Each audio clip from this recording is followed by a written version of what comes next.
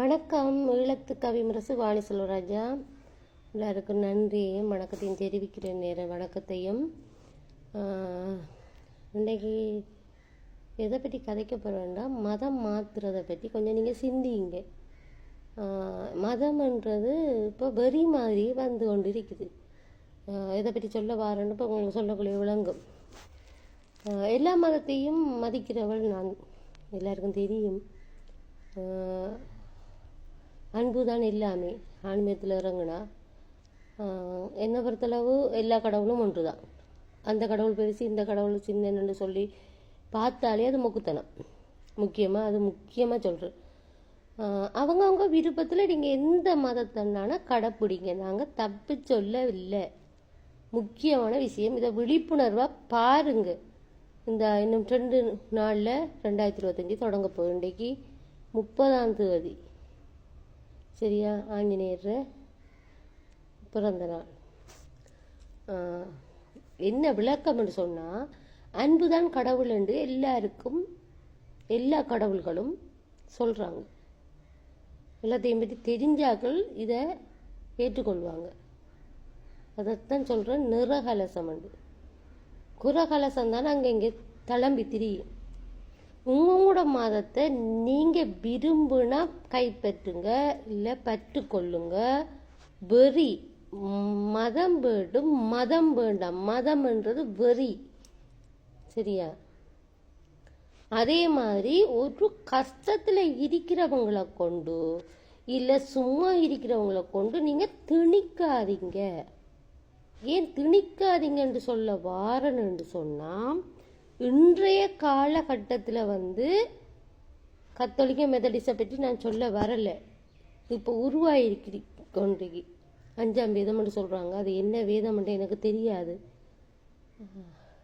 ஒவ்வொரு வீடுகள்லையும் போய் துண்டு பிரசுரம் கொடுத்து நாங்கள் நெற்செய்தி சொல்ல வாரம் என்று சொல்லி முதல்ல ஆரம்பித்து, கடைசி நிமிஷம் உங்களுக்கு அழைப்புதல் வருதுன்னு சொல்லி அவங்களோட மனசை மாற்றி அவங்கள கொண்டு திணிச்சு, என்ன காரணம்? காசு இல்லைண்டா. இப்போ இதே வேலையோ ஒரு இஸ்லாத்தில் இருக்கிறவங்க செய்கிறாங்களா? அவங்களோட வழிபாடு எப்படின்னு தெரியுமா? இல்லை சைவத்தில் இருக்கிறவங்க செய்கிறாங்களா? வாங்கண்டு. கத்தோலிக்கத்தில் இருக்கிறவங்க செய்கிறாங்களா? மெத்தடிஸ்டில் இருக்கிறவங்க செய்கிறாங்களா?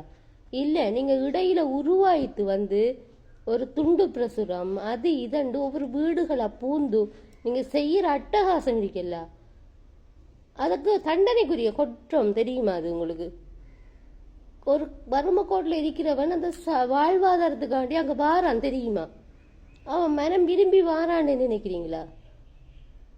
நீங்கள் எங்களோட வீடுகளில் நீங்கள் நேற்று எங்களோட வீட்டுக்கு ஒரு ஆள் வந்திருந்தவர். நான் அவர்கிட்ட சொன்ன நாள், ஜீசஸ் எவ்வளோ பெரிய உத்தமரன்னு எங்களுக்கு தெரியும். நாங்களும் படிச்சிருக்கோம், சரியா? ஒரு மதத்துக்குள்ளே ஆன்மீகத்துக்குள்ளே போனால் ஒவ்வொன்றுலேயும் ஒவ்வொரு கொஞ்சம் விஷயம் எங்களுக்கு தெரிஞ்சிருக்கணும். தெரியாமல் அதை பற்றி கதைக்கு இயலாது. ரத்தத்தையும் சரீரத்தையும் உங்களுக்கான தியாகம் பண்ணவரல. அப்போ உங்களை கொண்டு பரப்ப சொன்னவரா? தன்னை விற்க சொன்னவரா? இல்லை தானே. ஏன் நீங்கள் இந்த வேலை செய்கிறீங்க? ஒவ்வொரு வீடுகளாக போய் இந்த விமர்சனம் செய்கிறீங்க. கொஞ்சம் சிந்திங்களேன், கொஞ்சம் மூளையை கொஞ்சம் பாவீங்களேன். கோமா தண்டறது உண்மையா? ஜீசஸ் எவ்வளோ புனிதமானவர்ண்டு நீங்கள் முதல் படியுங்க. பரப்புறீங்க நீங்கள் ஒவ்வொரு வீடுகள்லையும் போய் நீங்கள் செய்கிற அட்டகாசம். மதத்தை பரப்பாதீங்க. அவங்கள விரும்பி வரணும், நீங்கள் கொண்டு திணிக்காதீங்க. அவங்களோட ஒவ்வொரு புத்தகத்துலேயும் அவங்க விரும்பி எந்த மதத்துக்கும் போகட்டும். நீங்கள் அதை பெருசாக இல்லை. இப்போ பார்க்க போனால் அது வியாபாரம் ஆயிட்டு. என்ன காரணம்? அவங்களுக்கு இருக்கிற கஷ்டத்தை நீங்கள் அந்த காசை கொடுத்து நீங்கள் திணிக்கிறீங்க. வாங்கண்டு. இது எவ்வளோ பெரிய விஷயம் தெரியுமா? இப்போ பார்க்குறதுக்கு உங்களுக்கு அது சின்னதாக இருக்கும். ஒரு காலத்தில் எங்கே போய் முடியும்? அது சிவரில் நிற்கின்றீங்க, கூரையில் நிற்கின்றீங்க, மரத்தில். நீங்கள் கண்டனீங்களா? முதல்ல உங்களை கடவுள் மன்னிப்பார். முதல்ல ஜீசஸ் உண்மையாக செட்டியான கோவத்தில் இருக்கிறேன். எனக்கு நேற்று உண்மையாக அவைய ஆன்லைனில் கொண்டு போட்டு காட்டியிருப்பேன். இந்த வேலை செய்யக்கூடாது. நீ யாராச்சும் சரியா அவங்க விரும்பி அவங்கவுங்களோட மதத்தில் போனால் பிரச்சனை இல்லை, நாங்கள் அதுக்கு வரல. அவங்கவுங்க அவங்களோட மதத்தில் இருங்க, இல்லை போப்புறீங்களா நீங்கள் சுய விருப்பத்தோட போங்க. ஒவ்வொரு துண்டு பிரசுரம் உங்களை ஏமாத்துறத நம்பி போகாதீங்க. சாமி பேயா? கடவுள்ன்றது ஒரு சக்தி. நம்ம சிலையா வழிபடுறோம், ஒவ்வொரு ஆளும் ஒரு ஒரு வழிபடுறோம். நம்மளோட மனசு அலைபாயும் தெரியா, அதை நம்ம நித்தாட்டுறதுக்கு தான் அந்த சிலை வச்சு கும்பிடுறோம். அதை கொஞ்சம் புரிஞ்சு கொள்ளுங்க.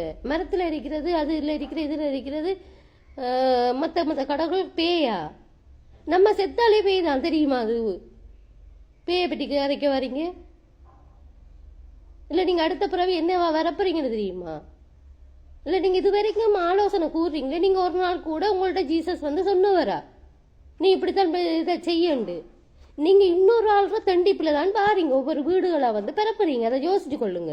நீங்களும் ஒரு தொழில் யுத்திக்காவன் தான் செய்யறீங்க. உண்மையானவன் தொண்டா செய்கிறவன் எவனாவது அவன் அதில் ஈடுபட மாட்டான். ஈடுபட்டவனாக இருந்தால் அவன் பற்றுள்ளவனாக இருப்பான். ஒரு கத்தோலிக்கத்தை பாருங்க, மெத்தடிஸ்ட் எவ்வளோ ஒரு தைப்பொங்கல் நீங்கள் எங்களோட இலங்கையில் தாண்டாமல்லி சர்ச்சில் பாருங்க, சந்தனமாதா கோயில் வீச்சுக்கொண்டு சந்தன எத்தனை வேதக்கார கோயில் பொங்கல் பொங்குவாங்க தெரியுமா? தமிழர்கள் தான். எத்தனை பாதிரியார் நல்ல விஷயங்கள் சொல்றாங்க உங்களுக்கு தெரியுமா? ஏன் இந்த 5ஆம் வேதம்ன்ற பேர்ல இந்த ஒவ்வொரு துண்டு பிரசுரமா அந்த 5ஆம் வேதம்? எனக்கு அது அப்படித்தான் தெரியும். இங்க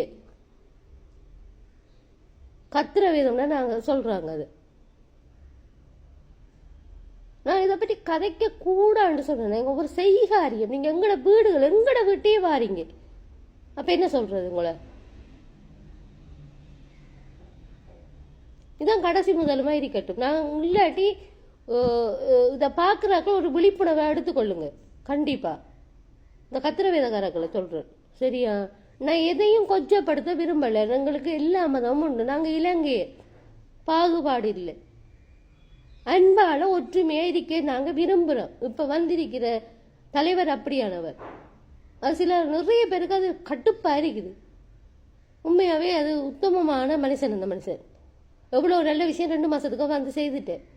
இது அவர் கை தூக்கி பார்க்க சொல்ல பிடிச்சாருன்னு சொன்னா நீங்க முழு பேரும் மாட்டுவீங்க, சரியா? அவங்கவுங்க அவங்களோட மதத்துல இருங்க, கொச்சப்படுத்தாதீங்க.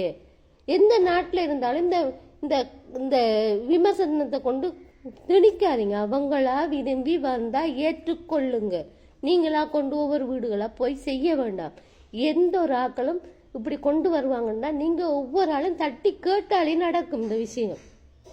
இது பரப்பாது, சரியா? ஒவ்வொரு ஆளும் சிந்திங்க, இது சரியா பிள்ளையான்றத கொஞ்சம் யோசிங்க. ஜீசஸ் அன்பான அறிவான நல்ல கடவுள், கடவுளான அனுப்பப்பட்ட தூதரவர். அவரை கொச்சப்படுத்துறீங்க. எனக்கு அதுதான் கடுப்பா இருக்கு. பரப்புறம் என்ற பேர்ல அவரை கொச்சப்படுத்துறீங்க. இனியா திருந்துங்க. நன்றி, வணக்கம். ஈழத்து கவியுரசு வாணி செல்வராஜன். நன்றி.